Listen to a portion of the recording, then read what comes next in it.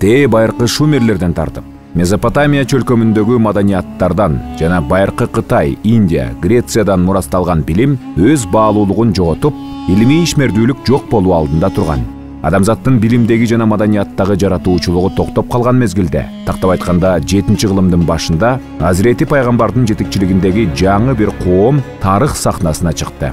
Пайгамбардын кайталангыс таалими жана вахий руху менен жуурулушкан бул коом адамзат тарыхын биротоло өзгөрттү. Ислам нуру дүйнөнү караңгылыктын сазынан жарыкчылыкка алып чыкты. Пайгамбарыбыз тараткан дин адамзатты бир гана руханий жактан өнүктүрбөстөн, маданият, илим билим жагынан да алдыга чыгарды. Бул үчүн дүйнө исламга карыздар.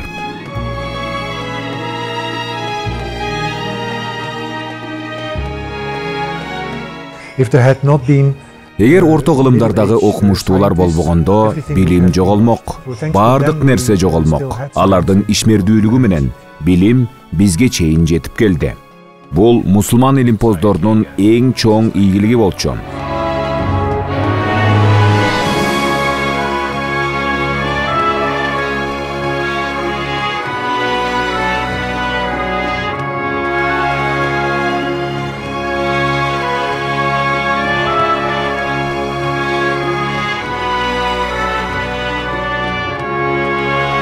Таанылбаган улуу доор.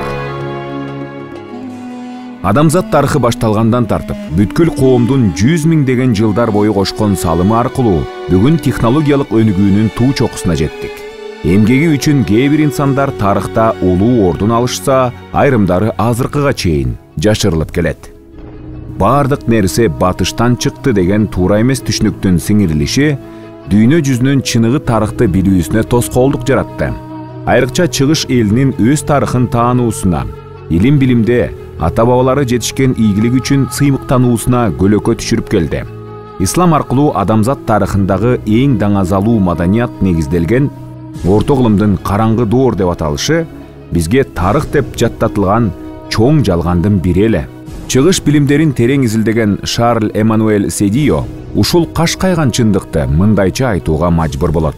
Мусулмандарды жана алардын орто кылымдар бою жаңы цивилизацияга тийгизген таасирин эстен чыгарууда балким өзгөчө бир ниет болсо керек. 19-кылымдын көрүнүктүү окумуштууларынын бири Джон Уильям Дрейпер бул акыйкатсыздыкка мындай деп каршы чыгат. Мен Европа адабиятынын мусулмандар алдындагы илимий милдеттенмелерин көз жаздымда калтырган системалуу ыкмасына нааразы болушум керек. Албетте бул чындык мындан ары жашыруун калбайт. Диний жек көрүү жана улуттук текебердикке негизделген адилетсиздик түбөлүк улана албайт. Бизге үйрөтүлгөн тарыхта 5-кылымдан 15-кылымга чейинки доорду караңгылык доор деп жазышты. Бул мезгилде билим жана маданияттын жарыгы өчүп, дүйнөнү сабатсыздык каптаган учур катары сүрөттөштү. Бирок тарыхый иликтөөлөр көрсөткөн натыйжалар буга такыр дал келбейт болчу. Бул көз караштын илимий жана тарыхый баалуулугу жок деп ойлойм. Орто кылымдын бардык эле мезгили караңгы болгон эмес. Ооба, исламга чейинки орто кылымдардагы илимий ишмердүүлүк жөнүндө сөз кылуу биз үчүн кыйынга турат. 11-кылымга чейин христиан Европада илимий иш болгон эмес. Ислам пайда болгондон кийин мусулмандар дүйнөсүндө олуттуу илимий изилдөөлөр башталды. Бул мезгилде аалымдар илимдин уланышын камсыз кылышты.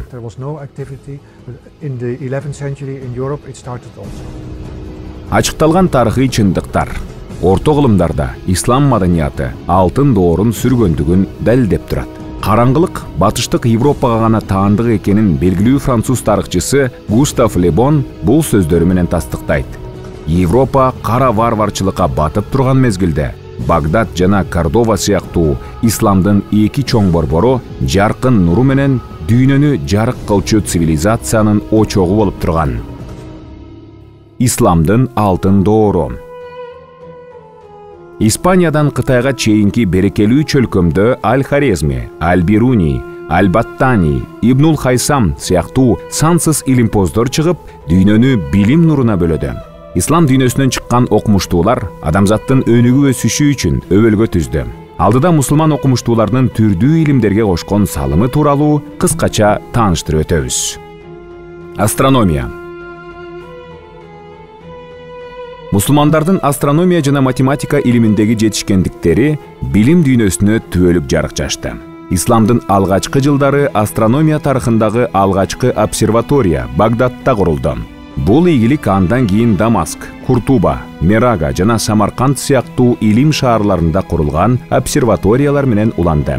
Аль-Баттани, Ибн Шатыр сындуу 534 ислам астроному билимдин көзү менен асмандын эбегейсиз тереңдиктерин изилдеген. Алар абдан так эсептөөлөрдү жүргүзүп, укмуштуудай ачылыштарды жасашкан. Ислам астрономиясынын жетишкендиги тууралуу Карло Альфонсо Налинонун ушул сөздөрү менен жыйынтыктайбыз. Ислам билимдери тригонометриялык формулалардын колдонулушунда, аспаптардын саны, сапаты жана байкоо жүргүзүү жагынан байыркы гректерди мактоого татыктуу деңгээлде озуп чыкты. Байкоолордун саны, үзгүлтүксүздүгү жана тактыгы боюнча ислам астрономиясы гректердикинен айырмаланып турат. Математика. Математика тармагы тууралуу сөз кылууда алгебраны кыйгап өтүп кете албайбыз. Анткени мусулмандардын математика жаатындагы эң оригиналдуу салымы алгебранын негизделиши экени талашсыз. Бул жөнүндө Эммануэль Беррлдин айткан бул сөздөрү тастыктап турат. Араб сандары менен батыш билбеген жана кийинки кылымдарда исламдан үйрөнгөн алгебра илими ислам маданиятынын улуулугун көрсөтүүгө жетиштүү эле. Медицина. Мусулмандар медицина илиминин өнүгүүсү үчүн чоң салым кошушкан. Ислам маданиятынын адамзатка сунган эң мыкты белеги толук кандуу иш жүргүзгөн ооруканалар деп айтсак жаңылышпасак керек. Белгилүү медицина тарыхчысы Нойге Бауэр мындай дейт: орто кылымдагы саякатчылардын баары, алардын саны абдан көп, чыгыштагы ооруканалар жөнүндө көз арткан пикирлеринде оорукананын уюштурулушу ислам маданиятынын эң сонун мөмөсү экендиги тууралуу бирдиктүү пикирге келишкен. Француз окумуштуусу Жак Рислер болсо Civilization Arabe аттуу эмгегинде буларга токтолот. Ислам цивилизациясы эң чоң салым кошкон 3 илим тармагынын бири медицина илими экенин биз анык айта алабыз. 7-чи кылымдан кийин изилдөө жана адистештирүү тармагы катары медицина өтө кыска убакыттын ичинде чоң ийгиликтерге жетишкен. Ошентип, илимдин бул тармагы медицина формация жана оорунун түрлөрүнө жараша түрдүү багыттарга бөлүнгөн жана ал толугу менен заманбап көрүнүшкө ээ болгон. Санитардык талаптары жогору клиникалар, ооруканалар ачылган. Медициналык окуу жайлар жана ооруканалар квалификациялуу, тажрыйбалуу докторлордун жетекчилиги астында иштешкен. Медицина тармагындагы изилдөөлөр практикалык натыйжаларга гана таянган. Айрыкча ооруканалар, лаборатория жана мектептер сыяктуу илимий ишмердүүлүк жүргүзгөн. Ислам цивилизациясында медицинанын өзгөчө өнүгүүсү ислам ишениминин адам жашоосуна, тазалыгына жана ден соолугуна өзгөчө маани бергендигинен улам деп айтсак болот. Байыркы гректерден келген медициналык маалыматтар мусулман докторлор тарабынан сындалып, тажрыйба түрүндө сыналган жана көптөгөн принциптер туура эмес экени далилденген. География. Халифа Аль-Мамун ошол мезгилдин илим борбору эсептелген Багдадта 70 адамдан турган географ жана астрономдор тобуна географиялык изилдөөлөрдү жүргүзүп, анын негизинде дүйнө картасын чыгарууну тапшырган. Бул илимпоздор тобунун эмгеги менен өнүккөн география илимин кийинки доорлордо Аль-Магдиси, Аль-Идриси сыяктуу улуу географтар туу чокуга жеткиришти.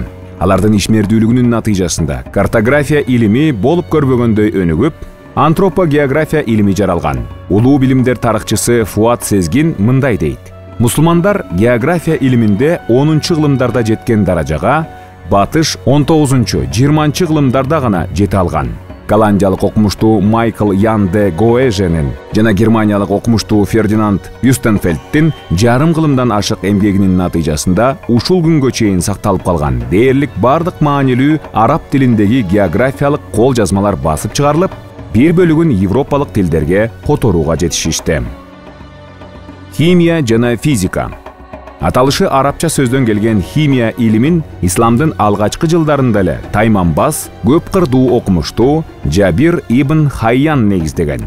Уилл Дюрант ислам маданияты тууралуу жазган эмгегинде бул чындыкты мындайча билдирет: химия мусулмандар тарабынан түзүлгөн илим. Байыркы гректердин бул темада билгендери өнөр жайга байланыштуу жөнөкөй темалардан ары өткөн эмес. Бирок ислам илимпоздору так байкоолорду, тажрыйбаларды жана сезимтал өлчөөлөрдү алып келип, сансыз заттардын химиялык анализин иштеп чыгышкан. Жабир ибн Хайян Эйнштейнден 1200 жыл мурун, тактап айтканда 8-кылымда, атомдун бөлүнө тургандыгы жөнүндө айткан. Мусулман окумуштуунун бул пикири бүгүн инсанды таң калтырбай койбойт. Китепканалар. Мындан канча кылым мурда китеп дегенде дароо эле эске ислам келчү. Дүйнөгө ислам шаарлары бай китепканалары аркылуу даңкталып келген. Кагаз фабрикалардын ачылуусунун натыйжасында пайда болгон мүмкүнчүлүк жана мусулмандардын билимге болгон кызыгуусу менен тарых мурда болуп көрбөгөн китепканаларга күбө болду.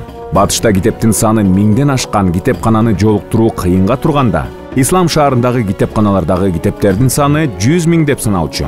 Фернан Гренардын Азиянын өнүгүшү жана кулашы аттуу эмгегинде 16-кылымда жашаган Франция королу Карл V 900 томдук китепканасы менен сыймыктанса, мындан 4 кылым мурда Андалусиядагы халифа Аль-Хакимдин сарайында 400 000 томдук китеп бар экенин жазган. Бирок бул китепкана Кордоба шаарындагы 70 китепкананын бири гана экенин мактануу менен баса белгилеп кетүүбүз керек.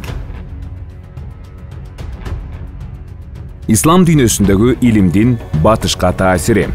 Мусулмандардын Европадагы билимдин өнүгүшүнө кошкон зор салымы тууралуу нидерланддык тарыхчы Рейнхард Дози мындай дейт. Бул жаркын маданиятка суктанган көптөгөн христиандар Европанын бардык булуң бурчунан ислам университеттериндеги сабактарга катышуу үчүн Кордоба, Толедо жана Севильяга суудай агылып келишчү.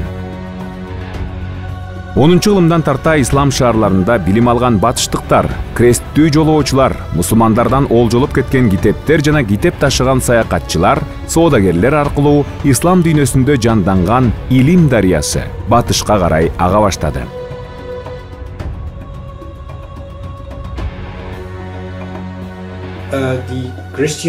Христиандар Испаниянын бир бөлүгүн басып алышканда, ислам дүйнөсүндө илимдин абдан өнүккөндүгүн байкашкан. Алар көптөгөн арабча тексттерди латын тилине которо башташат. Бул көрүнүш көбүнчө Толедодо болгон. Толедо Испаниянын так ортосундагы шаар. Ал жерде арабча тексттерди латын тилине которгон катедрал мектеби бар болчу. Мында жүздөгөн илимий эмгек арабчадан латын тилине которулган. Которуу иш-аракеттери Европада чоң илимий булакты жаратып, билимдин өнүгүүсүнө өбөлгө түзгөн. 10-кылымда Испанияда башталган арабча илимий китептерди латын, грек, испан жана француз тилдерине которуу процесси 17-кылымга чейин созулат. Аль-Хорезминин алгебрасы жана араб сандары Фибоначчи аркылуу батыштыктарга математикада бир топ ыңгайлуулук түссө, Аль-Баттани, Ибни Шатыр жана Насирудун ат-Тусинин эмгектери 15-кылымда Европада Коперниктин астрономия тармагында жасаган төңкөрүшүнө жол ачты. Химия илиминде батыштыктар 19-кылымга чейин Жабир бин Хайяндын ачылыштарын озуп өтө алган эмес. Ал эми медицина тармагында Ибн Синанын жана Аль-Захравийдин китептери негизги булак катары кызмат өтөдү. Мусулмандар качан эле тактык менен жасай алган картографиядагы кеңдик жана узундук өлчөөлөрүн Батыш Европанын өздөштүрүүсү узун убакытты талап кылган. Батышта билимдин очогу мусулман Андалусиянын кулашынан кийин бул чөлкөмдөгү берекелүү илимий мураска ээ болгон Португалия жана Испаниянын кыска мөөнөттө деңизчилиги өнүгүп, географиялык ачылыштарды баштаган. Испаниялык деңизчи Христофор Колумб Американы ачканда анын колунда мусулмандарга таандык карталар бар эле. Ислам маданиятынын дүйнө билимине кошкон салымын жана батышка тийгизген таасирин изилдөө процесси дагы деле кызуу жүрүп жатат. Дүйнөнүн бир топ университет академияларында миңдеген иликтөөчүлөрдүн күн тартибин, исламдын маданий мурасын изилдөө, аңдап түшүнүү иштери ээлеп турат. Ислам маданиятынын мурасчылары катары биз мусулмандар тарыхыбызды билип, ага татыктуу баа берүүгө милдеттүү экенибизди унутпашыбыз керек. Жогоруда айтып өткөн чындыктар айтылышы керек болгон чоң тарыхтын бир чети гана. Биздин канал аркылуу алдыда ачыкка чыкпаган көптөгөн маалыматтарды билип, илим коржунуңузду байыта аласыз. Кийинки тасмабызда ислам цивилизациясында илим кандайча өнүккөндүгү жана бул өнүгүүдө Байт аль-Хикма академиясынын орду тууралуу кеп кылабыз.